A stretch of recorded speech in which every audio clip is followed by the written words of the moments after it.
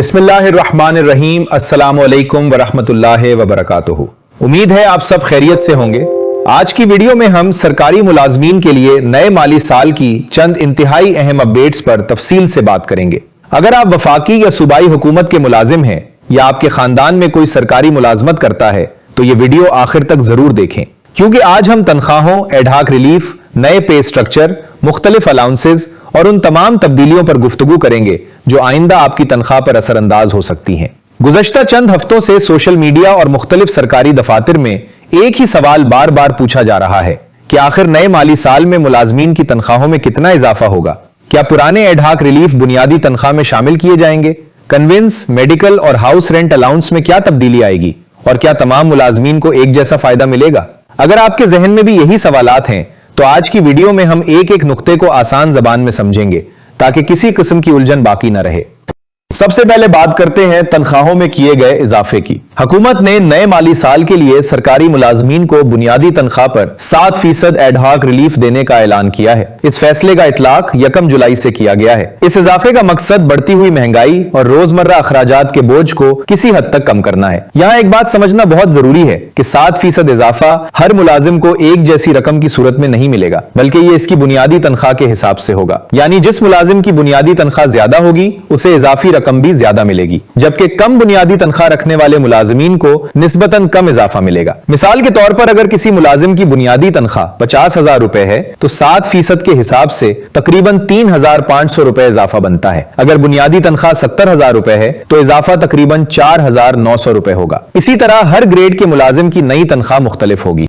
अब एक और अहम मामले की तरफ आते हैं जिसने काफी अरसे से मुलाजमीन को परेशान कर रखा था, और वो है एडहाक रिलीफ 2022 और 2025 का मुस्तकबिल। मुख्तलिफ इत्तलात के मुताबिक नए पे स्ट्रक्चर के तहत उन रिलीफ अलाउंसेस को बुनियादी तनख्वाह में शामिल करने की तजवीज पर भी बात की जा रही है।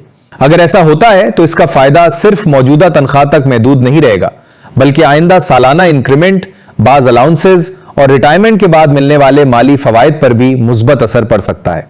इसीलिए बहुत से मुलाजमीन इस मामले को सबसे अहम करार दे रहे हैं, क्योंकि बुनियादी तनख्वाह में इजाफा मुस्तकबिल की माली मंसूबाबंदी के लिए भी अहम होता है।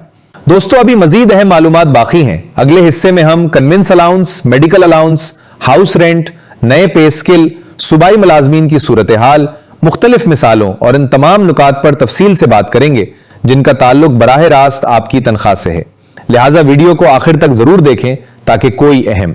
अब बात करते हैं उन अलाउंसेस की जिनके बारे में सरकारी मुलाजमीन की जानिब से सबसे ज्यादा सवालात किए जा रहे हैं। उनमें सबसे पहले कन्वेंस अलाउंस का जिक्र करते हैं। मुख्तलिफ हुकूमती ऐलानात और मुताल्लिका फैसलों के बाद मुलाजमीन ये जानना चाहते हैं कि आया इस अलाउंस में भी इजाफा किया जा रहा है या नहीं।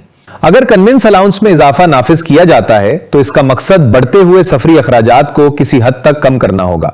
मिसाल के तौर पर अगर किसी मुलाजिम को इस वक्त 5,000 रुपए कन्वेंस अलाउंस मिल रहा है तो इजाफा होने की सूरत में उसकी रकम भी बढ़ जाएगी। ताहम हर मुलाजिम को अपने इदारे की जानिब से जारी किए जाने वाले हतमी नोटिफिकेशन और पे फिक्सेशन ऑर्डर को जरूर देखना चाहिए, क्योंकि असल काबिल अदायगी रकम वहीं दर्ज होगी। अब मेडिकल अलाउंस और हाउस रेंट अलाउंस की बात करते हैं। इन दोनों अलाउंसेस के हवाले से भी काफी अरसे से मुख्तलिफ तजावीज जेर गौर हैं। बाज मुलाजमीन ये समझ रहे हैं कि तमाम अलाउंसेस में एक साथ इजाफा कर दिया गया है, जबकि हकीकत यह है कि हर अलाउंस के लिए अलग कवायद और अलग नोटिफिकेशन जारी किए जाते हैं। इसलिए किसी भी खबर पर यकीन करने से पहले सरकारी एलामिया जरूर देखें। एक और अहम सवाल यह है कि क्या वफाकी हुकूमत का हर फैसला खुदकार तौर पर सूबाई मुलाजमीन पर भी लागू हो जाता है? इसका जवाब है नहीं। वफाकी हुकूमत अपने मुलाजमीन के लिए फैसले करती है, जबकि हर सूबा अपनी माली सूरत हाल, काबीना की मंजूरी और महकमा खजाना के फैसले के बाद अलग नोटिफिकेशन जारी करता है। इसीलिए मुमकिन है किसी सूबे में बाज मराहत फौरन नाफिज हो जाएं, जबकि किसी दूसरे सूबे में उन पर बाद में अमल दरामद हो। अब यह भी समझ लेते हैं कि नई तनख्वाह का हिसाब कैसे लगाया जाए। सबसे पहले अपनी मौजूदा बुनियादी तनख्वाह मालूम करें, फिर इस पर मंजूर शुदा इजाफे का हिसाब लगाएं। इसके बाद अपने अलाउंसेस शामिल करें और अगर किसी अलाउंस में नजरसानी हुई है तो उसका फर्क भी शामिल करें। इस तरीके से आप आसानी से अंदाजा लगा सकते हैं कि आपकी मजमूई तनख्वाह में कितना इजाफा हुआ है। दोस्तों, एक और अहम बात याद रखें, सोशल मीडिया पर रोजाना बहुत सी ऐसी खबरें गर्दिश करती हैं जिनमें तनख्वाहों या अलाउंसेस के बारे में बड़े बड़े दावे किए जाते हैं, लेकिन उनमें से हर खबर दुरुस्त नहीं होती। इसलिए हमेशा कोशिश करें कि किसी भी इत्तला पर यकीन करने से पहले मुताल्लिका सरकारी नोटिफिकेशन या बाकायदा एलामिया जरूर देखें।